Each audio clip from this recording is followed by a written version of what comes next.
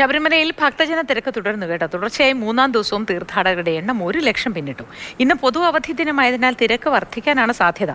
മണ്ഡലപൂജയ്ക്ക് മുന്നോടിയായി സന്നിധാനത്ത് പോലീസിന്റെ അവലോകന യോഗം ചേർന്നു. DGP നേരിട്ട് ക്രമീകരണങ്ങൾ വിലയിരുത്തി. നാളെ പമ്പയിൽ വിവിധ വകുപ്പുകളുടെ അവലോകന യോഗം നടക്കും.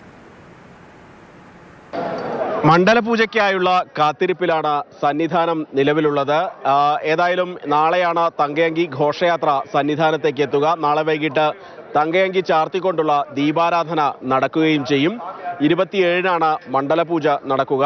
ഈ 2 ദിവസങ്ങളിൽ, അതായത് നാളെയും മറ്റന്നാളും കർശന നിയന്ത്രണങ്ങളോട് കൂടി മാത്രമേ അയ്യപ്പന്മാർക്ക് മല ചവിട്ടാൻ സാധിക്കുകയുള്ളൂ. അതായത് 30,000 പേർക്ക് മാത്രമേ ദർശനത്തിനുള്ള സൗകര്യം ഉണ്ടാവുകയുള്ളൂ.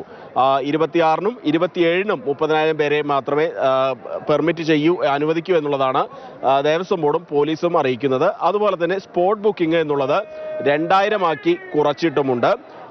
പരമ്പരാഗത കാനന പാത വഴി വരുന്നവർക്കും നിയന്ത്രണങ്ങൾ ബാധകമാണ്. നാളെ ഉച്ചയോടുകൂടി സന്നിധാനത്തേക്ക് മല കയറുന്നതിന് തീർത്ഥാടകർക്ക് നിയന്ത്രണമുണ്ടാകും. തങ്കയങ്കി ഘോഷയാത്ര ശരംകുത്തിയിൽ നിന്ന് പുറപ്പെട്ടാൽ മാത്രമേ പമ്പയിൽ നിന്ന് തീർത്ഥാടകരെ മല ചവിട്ടാൻ അനുവദിക്കുകയുള്ളൂ. വൈകിട്ട് 6:15 കൂടിയാണ് ദീപാരാധന നടക്കുക. ഒരു വിശേഷ ദർശനമായതിനാൽ തന്നെ നിരവധി ആളുകൾ ഈ സമയം നോക്കി സന്നിധാനത്തേക്ക് എത്താറുണ്ട് ആ ദർശനം ലഭിക്കുന്നതിന് വേണ്ടി. 27-ന് രാവിലെ 10 മണിക്ക് 10:10-നും 11:30-നും ഇടയിലാണ് മണ്ഡലപൂജ നടക്കുക. ഈ ദിവസവും നിയന്ത്രണങ്ങൾ ബാധകമാണ്. പോലീസിന്റെ അവലോകന യോഗം സുരക്ഷ സംബന്ധിച്ച് ഇന്നലെ ചേർന്നിരുന്നു. നാളെ വിവിധ വകുപ്പുകളുടെ അവലോകന യോഗം പമ്പയിൽ നടക്കുന്നുമുണ്ട്. ഏതായാലും 27-ന് രാത്രി ഹരിവരാസനം പാടി നടയടയ്ക്കുന്നതോടുകൂടി 41 ദിവസം നീണ്ടു നിൽക്കുന്ന മണ്ഡലകാല തീർത്ഥാടനത്തിന് സമാപനമാകും.